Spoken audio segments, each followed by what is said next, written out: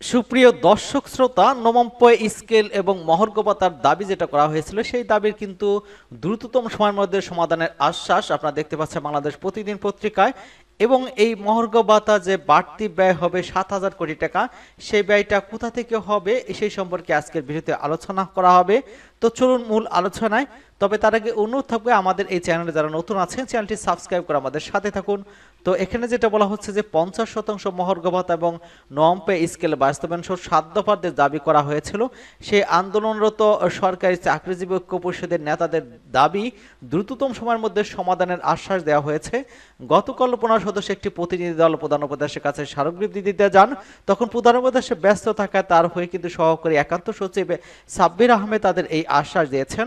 ঐক্য পরিষদের নেতাদের সাব্বির আহমেদ বলেছেন, আপনাদের অনেক দুঃখ কষ্ট আছে, সেগুলো আমি দেখেছি। সেগুলোর মধ্যে অগ্রাধিকার দাবিগুলো দ্রুততম সময়ের মধ্যে সমাধানের জন্য সংশ্লিষ্ট কর্তৃপক্ষের কাছে পাঠিয়ে দেব। প্রধান উপদেষ্টার এপিএস সাব্বির আহমেদ গণমাধ্যমকে বলেছেন যে 11তম থেকে 20তম গ্রেডের কর্মকর্তা কর্মচারীদের একটি প্রতিনিধি দল প্রধান উপদেষ্টার কাছে স্মারকলিপি দিতে এসেছিল।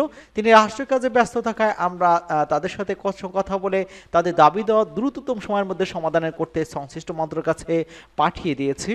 প্রধান উপদেষ্টা তাদের দাবির বিষয়ে কনসার্ন রয়েছেন। আশা করছি দ্রুততম সময়ের মধ্যে সমাধান হবে।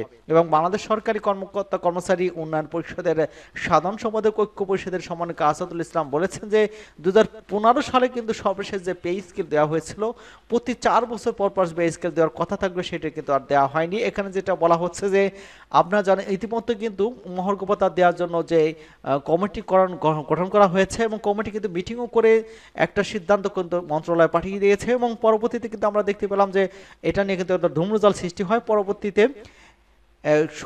কর্মচারী সরকারি কর্মচারী ঐক্য পরিষদের ব্যানারে এক সমাবেশ অনুষ্ঠিত হয় 7 ফেব্রুয়ারি কেন্দ্রীয় শহীদ মিনারের সামনে। সেখান থেকে কিন্তু তারা দ্রুততম সময়ের মধ্যে যদি মহার্ঘ ভাতা না দেওয়া হয় এবং তারা কঠোর কর্মসূচিতে ঘোষণা দিয়েছিলেন। এবং কিন্তু তারপরে তারা প্রধান উপদেষ্টার সাথে সাক্ষাৎ করতে যান এবং স্মারকলিপি দিতে যান। সেখানে 15 সদস্য বিশিষ্ট একটি প্রতিনিধি দল স্মারকলিপি দিতে যান, কিন্তু প্রধান উপদেষ্টা রাষ্ট্রীয় কাজে ব্যস্ত থাকায় তার সহকারী সচিব সাব্বির আহমেদ কিন্তু তাদের এই স্মারকলিপি গ্রহণ এবং তাদের এই দাবি দেওয়া কিন্তু গ্রহণ করার জন্য আশ্বাস দিয়েছেন। এবং এখানে যেটা বলা হচ্ছে যে মহার্ঘ ভাতার যে বিষয় বলা হয় যে চলতি 2024-25 অর্থ বছরের বাজেট অনুযায়ী কিন্তু সরকারি কর্মকর্তা কর্মচারীদের বেতন বাবদ কিন্তু 82,990 কোটি টাকা, যা মোট বাজেট 10.41% কোনো সময় থেকে মহার্ঘ ভাতা চালু হবে তা কিন্তু এখনো চূড়ান্ত হয়নি। তো অর্থ বছরের বাবদ কত টাকা বাড়তি প্রয়োজন হবে তা কিন্তু এখনো নিশ্চিত হওয়া যায়নি। তবে ইতিমধ্যে গত বছর সরকারের আমলে বৈষম্যের শিকার দাবি করা প্রশাসনের বিভিন্ন পর্যায়ে কয়েক দফা পদোন্নতি দেওয়া হয়েছে।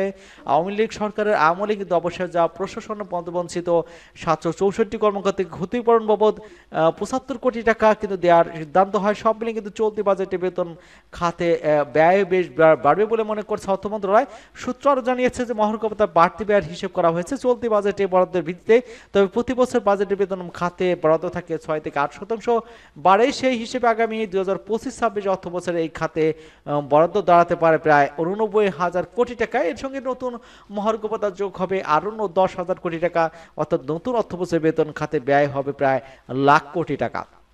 এখানে যেটা বলা হচ্ছে যে সরকারি কর্মকর্তা কর্মচারী গেট অনুযায়ী দুর্গে ভাগ করে মহার্ঘ ভাতা দিতে পারে সরকার। 14.5 লক্ষ যে সরকারি চাকরিজীবী রয়েছেন মূল বেতনের সর্বনিম্ন 10% থেকে কিন্তু সর্বোচ্চ 20% হারে মহার্ঘ ভাতা দেওয়ার পরিকল্পনা রয়েছে। এর জন্য কিন্তু এক বছরে সরকারের বাড়তি খরচ হবে অন্তত 7,000 কোটি টাকা। বর্তমান পরিস্থিতি অর্থনৈতিক দৃষ্টিকোণ থেকে এই বাড়তি ব্যয় যৌক্তিক নয় বলে মনে করছেন অর্থনীতিবিদরা। তার পরিপ্রেক্ষিতে আমরা দেখতে পেলাম যে এই মহার্ঘ ভাতা নিয়ে একটা ধূম্রজাল সৃষ্টি হয়। পরবর্তীতে কর্মচারীদের কঠোর কর্মসূচির হুঁশিয়ারি দিলে তাদের মহার্ঘ ভাতা বিষয়ে সমাধানের আশ্বাস দেওয়া হয়েছে সরকারের পক্ষ থেকে। সেটা দেখার বিষয় যে জুলাই থেকে হবে নাকি কবে নাগাদ হবে সেই সম্পর্কে বিস্তারিত জানতে আমাদের সাথেই থাকুন এবং আমাদের চ্যানেলকে যারা এখনো সাবস্ক্রাইব করেনি চ্যানেলটি সাবস্ক্রাইব করে আমাদের সাথেই থাকুন। সকলকেই ধন্যবাদ জানাচ্ছি।